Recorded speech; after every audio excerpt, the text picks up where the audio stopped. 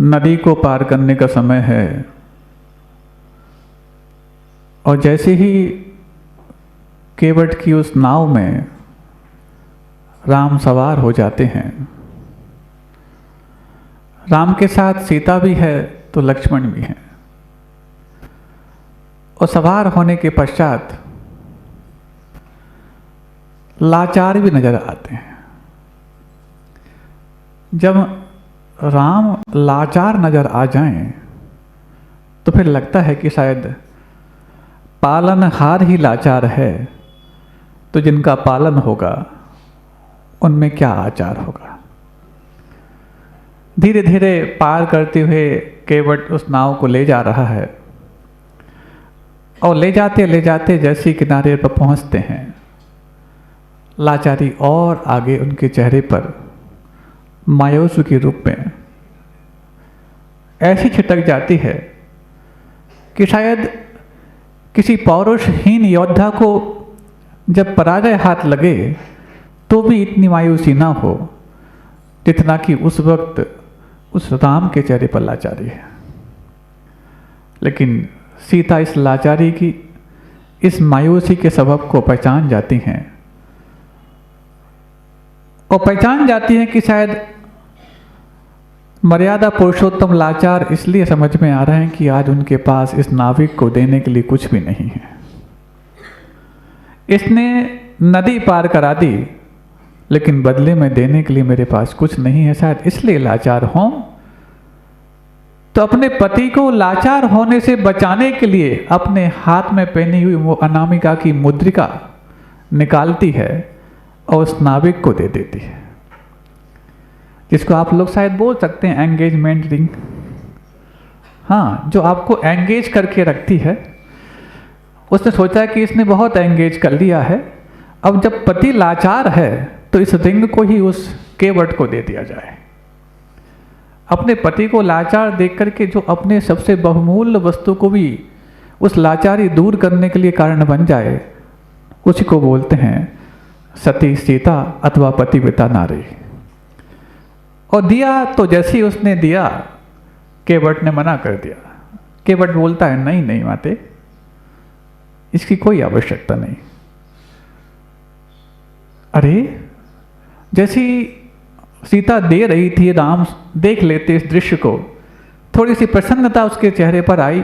राम के चेहरे पर जैसी प्रसन्नता आती है और केवट जैसी मना करता है तो राम केवट से बोलते हैं रख लो, तुमने नदी पार कराई है। तो केवट बड़े एक सहज भाव से बोलता है आपसे मैं क्या लूं, और हम दोनों हैं भी तो सेम प्रोफेशन में।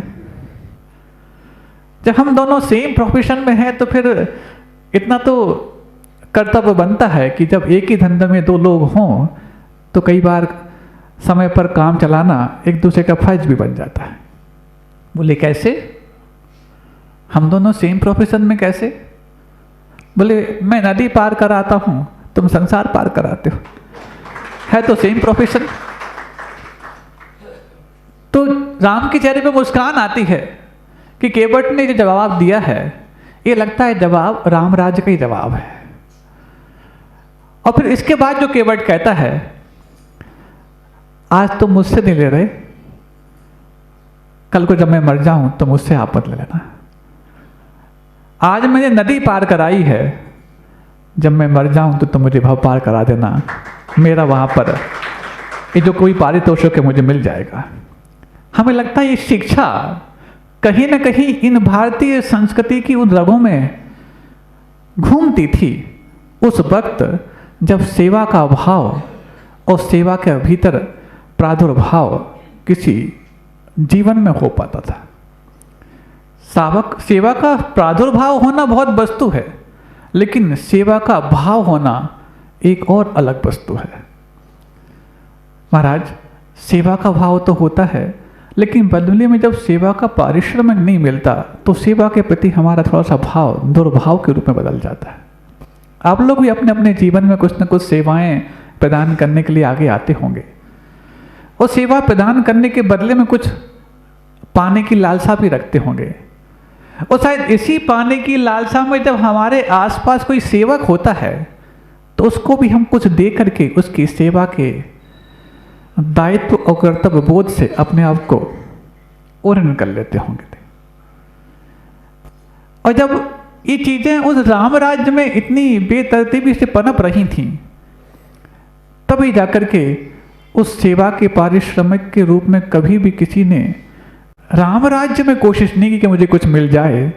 और जो सेवा हनुमान ने की है उसके बदले में तो कुछ ऐसा लग रहा है कि शायद कुछ अलग ही घटित होने वाला है। ये तो बात हो गई उस समय की जब अयोध्या से वन की ओर गमन हुआ है। अयोध्या से वन की ओर गमन हुआ है और राम ने उस वन का राज और वन का राज तिलक कैकेयी माता और दशरथ पिता ने कर दिया, ये सौभाग्य मान रहे हैं। तो कोई सोच सकता है कि वन में भी किसी का राज तिलक होता है क्या? अब हम उस सोच के पीछे छुपे हुए उस भाव के बदले में हम आप सबसे एक बात पूछना चाहते हैं कि बताओ, कभी सिंह का राज तिलक हुआ है कि नहीं? कभी शेर का जंगल में राज तिलक हुआ? जैसे शेर कभी राज तिलक के बगैर भी वनराज माना जाता है, वो वनराज राज तिलक के बगैर अपने पुरुषार्थ से वनराज माना जाता है, तो मर्यादा पुरुषोत्तम राम भी इसी राज तिलक के बगैर जंगल में राजा इसलिए बन गए क्योंकि उनको अपने पुरुषार्थ पर पूरा भरोसा है। और जब वो वापस लौट रहे हैं, इसके बीच में क्या क्या घटनाएं हुई सबको ज्ञात है। हम तो मात्र उन प्रसंगों को, उन वाक्यांशों को उठाने का प्रयास करते हैं जो आपके जीवन में कुछ आपके सॉफ्ट कॉर्नर को टच कर पाए। नहीं है तो पूरी रामायण कई बार आपने देखी होगी, पढ़ी होगी, सुनी होगी, लेकिन रामायण से कोई भी आपका जीवन पारायण करने लायक नहीं बन पाया। और जब तक पारायण करने लायक रामायण ना बन पाए तो नारायण और पतिनारायण का किरदार समझने की कोई भी आवश्यकता हमें महसूस नहीं होती। तो जब वापस लौट करके आ गए और लौट करके आए हैं तो एक एक करके सबका सम्मान समारोह रखा गया है। जैसे आपके यहाँ होता है ना, कभी चातुर्मास हो जाए, पंचकल्याणक प्रतिष्ठा हो जाए, विधान हो जाए, कोई अनुष्ठान हो जाए, तो जिनमें उन लोगों ने जिनने सेवाएं प्रदान कर दी हैं तो बदले में उनका सम्मान करना एक आयोजन के रूप में और रखा जाता है। और ख़ासतौर से फुर्सत का दिन, रविवार का दिन चुन लेते हैं कि हाँ अब इस संडे को सबको सम्मानित करना है। ऐसे एक सम्मान का दिन वहाँ पर भी रखा गया। और जैसे ही रखा गया सभी लोग बैठे हुए हैं, पूरी किष्किंधा के वो वानर वंशी बैठे हुए हैं। वानर नहीं, वानर वंशी। ये सब वानर नहीं थे। उनके सेना के ध्वज पर, रथ के ध्वज पर वानर का चिन्ह था, वो वानर वंशी माने जाते थे। और राम तो हैं इक्ष्वाकु वंशी, और इक्ष्वाकु वंशी हुई होने के पीछे बहुत बड़ा एक कारण है, क्योंकि अधिकांश तीर्थंकर भी इक्ष्वाकु वंशी हुए हैं, तो राम भी इक्ष्वाकु वंशी हैं। इक्ष्वाकु का मतलब इक्षु, गन्ना जिसको बोलते हैं। जैसे गन्ने के पोर पोर में रस भरा होता है, ऐसे राम के पोर पोर में रस और यश भरा है, इस कारण से वो इक्ष्वाकु वंशी हैं। तो बस वो सम्मान समारोह चल रहा है, एक एक करके सबके किरदारों को याद किया जा रहा है और उनको अपने बहुमूल्य वेश कीमती आभूषणों से सम्मानित करके राम स्वयं उनके लिए कृतज्ञ भाव व्यक्त कर रहे हैं। लेकिन धीरे धीरे करके सारे जितने भी योद्धा थे सबकी कृतज्ञता ज्ञापित कर दी गई, लेकिन सबसे एक अहम जो किरदार है अभी तक उसको याद नहीं किया जा रहा।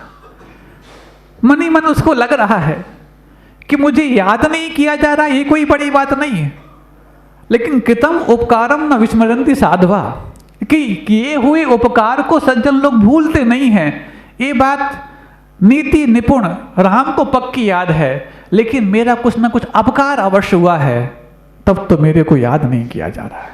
लेकिन मैं अपने अपकार को याद नहीं कर पा रहा हूं, ये सबसे ज्यादा शर्मिंदगी की बात है।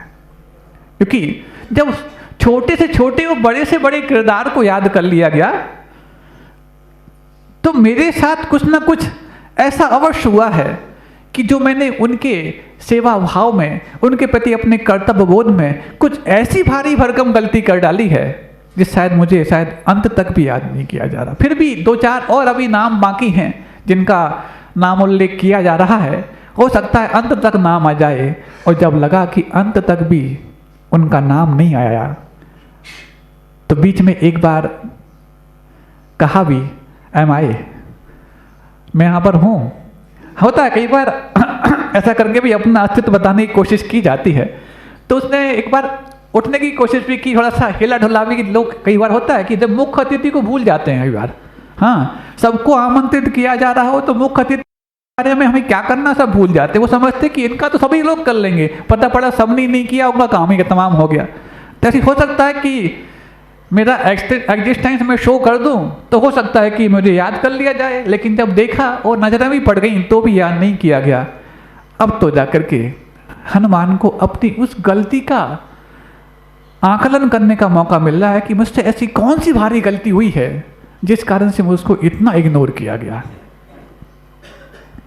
मुझे पुरस्कृत करना कोई बड़ी बात नहीं थी, क्योंकि जिनकी चरण छांव में रहने का मेरे पुरस्कार मिला हो वो बदले में किसी वस्तु का पुरस्कार की अपेक्षा क्यों करेगा। लेकिन मुझसे अपनी कुछ गलती और अपराध की अभी तक मैं जानकारी नहीं लगा पाया, इस बात का मुझे मलाल अवश्य है। तो जब सब लोग चले जाते हैं, अंत पे सिंहासन पे राम बैठे हैं, हनुमंत उनके पास पहुंच जाते हैं। भगवान, आप जैसा न्यायप्रिय राजा दुनिया में और कोई नहीं हो सकता। और जब आपने उस राज शासन की इस हद तक न्याय प्रणाली विकसित की है कि राजा को कैसा टैक्स लेना चाहिए, ये भी आपने छोटे से उदाहरण से बता दिया है कि राजा ऐसा टैक्स ले जैसे कि भ्रमर किसी पुष्प से पराग लेता है, कि पुष्प को क्षतिग्रस्त किए बगैर भी उससे पराग ले लेना जैसे उस भ्रमर को आता है, ऐसे प्रत्येक राजा को किसी भी प्रजा के कष्ट दिए बगैर उससे टैक्स लेना आ जाए तब तो माना जाएगा कि राजा न्यायप्रिय है। नहीं है तो फिर गला घोंट करके और टैक्स निकालने की बात आ जाए तो फिर वो भ्रमर नहीं, वो तो अधम है जो संतान को भी प्रजा के समान पालन करने वाला होना चाहिए था। अब ये तो इसने प्रजा को भी संतान मान रखा है।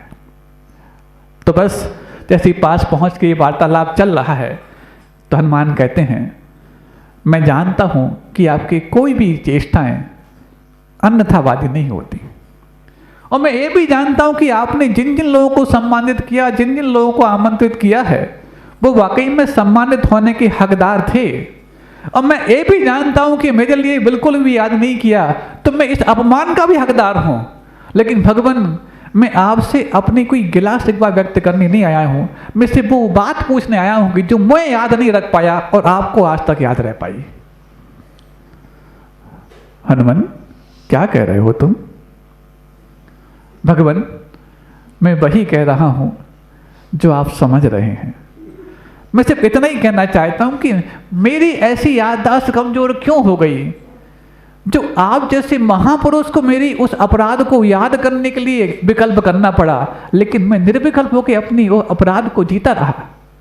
सिर्फ मैं इतना सा कहना चाहता हूं कि मुझसे जरूर कोई गंभीर अपराध हुआ है जिस कारण से मेरे लिए इस भरी सभा में इतना छोटा सा दंड दिया है। मैं तो चाहता हूं कि इससे भी बड़ी सेवा बुलाई जाए और मेरे उस अपराध के लिए मृत्यु दंड तक का भी यदि दंड संभव हो तो दे दिया जाए। जब ये वाली बात हनुमान ने कह दी तो राम है। राम इतने में समझ गए कि हनुमान को बहुत बड़ा विकल्प हो गया है। तो राम कहते हैं, हनुमान, मैं समझ रहा हूं कि तुमने जो बात कही है तुम्हारे मन में बहुत भीषण विकल्प हुआ है, इस कारण से कही है। लेकिन मैंने तुम्हें सम्मानित इसलिए नहीं किया कि तुम्हें तिरस्कृत करना चाहता था, बल्कि इसलिए नहीं किया कि तुम्हारा जो सेवा भाव मेरे प्रति रहा है, तुम्हारा कर्तव्य और दायित्व का पालन जो मेरे प्रति रहा है, इस दायित्व से मैं कभी ऊर्ण होना नहीं चाहता। मैं तो चाहता हूं कि तुम्हारा जो मेरे ऊपर एहसान है, जो उपकार है, वो मेरे जीवन में, इस शरीर में कोड़ बन के भी निकल जाए तो शायद मैं उससे ऊर्ण होना नहीं चाहता, क्योंकि शायद तुमने जो किया है वो दुनिया में दूसरा कोई कर नहीं सकता। और जब ये वाली बात सामने आई तो एक बात सोचने पे मजबूर होना पड़ा कि जो सबसे ज्यादा उपकार करता है उसका उपकार चुकाने का भाव ही किसी कृतज्ञ के मन में आता है, एहसान फरामोश के मन में आता है। क्योंकि जब वो चुकाया जा नहीं सकता है तो चुकाए जाने का ढोंग क्यों किया जाता है। ठीक ऐसा ही हमारे आसपास भी कई लोग हैं जो हमारे लिए सेवाएं प्रदान करते हैं। कई ऐसे सधर्मी हैं जो हमारे लिए सेवा के बदले में कुछ पारिश्रमिक की अपेक्षा तो नहीं करते, लेकिन हम उनको पारिश्रमिक देकर के, वेतन देकर के, कुछ टिप्स देकर के, कुछ बख्शीश देकर के उनकी सेवा के मूल्य को भुला दिया करते हैं। एक छोटी सी बात हमें याद आ गई। वो बात ये है कि एक बार कबीर के नाम सुने होंगे आपने, और कबीर के बारे में जाना जाता है कि वो जुलाही थे। वो जुलाही का मतलब होता है जो हाथों से कपड़ा और हाथों से उन धागों के ताने बाने को बुन करके एक जीवन की सबसे बड़ी आवश्यकता, जिसको रोटी कपड़ा और मकान के रूप में जाना जाता था, उसमें से एक कपड़ा बनाने का काम करता है। हाँ, पहले भी 3 ही बुनियादी आवश्यकताएं थीं, रोटी कपड़ा और मकान, और आज भी 3 ही है। आज 3 हैं, एंड्रॉयड फ़ोन, 5G नेटवर्क और निठल्लापन। इन 3 में से एक कमज़ोर पड़ जाए तो आपका जीवन बहुत मुश्किल पड़ जाए। हाँ, 5G है, एंड्रॉयड काम नहीं कर रहा है या आईफोन काम नहीं कर रहा तो मुश्किल पड़ जाएगी। निठल्लापन है, 5G है लेकिन एंड्रॉयड नहीं है तो मुश्किल है। एंड्रॉयड है, निठल्ले हैं, लेकिन 5G काम नहीं कर रहा। हाँ, 5G का नाम लेते लेते इतने हम उसके आदी हो गए कि 5G और 4G के ज़माने में श्री जी को भूल गए। 3G से 5G तक की यात्रा हो गई, लेकिन कभी भी 3G से हमने श्री जी की यात्रा नहीं कर पाई। यही तो इस पंचम काल की सबसे बड़ी दुर्दांत वेदना है कि हम इस जमाने में रह करके सबसे महत्वपूर्ण और कीमती चीज़ों को शायद इग्नोर करते जाएंगे और सबसे ज़्यादा वर्ष चीज़ को अपने जीवन में लगाते चले जाएंगे। लेकिन ये तो उस समय की बात हम कर रहे हैं जब कबीर की बात थी कि रोटी कपड़ा और मकान। तो कपड़े को उन्होंने अपने उस आजीविका का साधन माना, और आजीविका का साधन मानने के पश्चात एक बार की बात थी कि वो अपने वस्त्रों को दूसरों के काम आए, इस सेवा भाव से अपने प्रतिष्ठान में बैठे हुए थे कि 2 मनचले आते हैं। और जैसे तो मनचले उनके सामने पहुंचते हैं और कहते हैं, महात्मा जी एक साड़ी चाहिए। हाँ ठीक है, लाके रखते सामने। ये बहुत बड़ी है, मुझे इसकी कीमत क्या है? उन्होंने बताया इसकी कीमत मान लो, एक अनुमान समझ लो 10 रुपये है। उस समय के में 10 रुपये बहुत होते हैं, 10 रुपये है। ये तो बहुत बड़ी है, इसको आधी कर दो। ठीक है, कोई बात नहीं। पहली बार में तो कबीर ने उसको कैंची चला के आधी कर दी। कितनी कीमत हो गई? 5 रुपये। ये भी ज़्यादा बड़ी लग रही है, थोड़ा सा और आधा कर दो। तो एक बार और कर दी। फिर बोलता है कि और कम, और बड़ी लग रही है, थोड़ी सी और कम कर दो। तो कबीर उसके सामने कैंची रख देते, बोले ठीक ले, जितना तुम्हें करना हो कम कर लो। तो जैसे ही उसके हाथ में कैंची आई, था तो मन चलाई, उसने उस साड़ी के जो 1/4 पीस हो चुके थे उसके चिंदी चिंदी करके करके छोटे छोटे पीस कर दिए।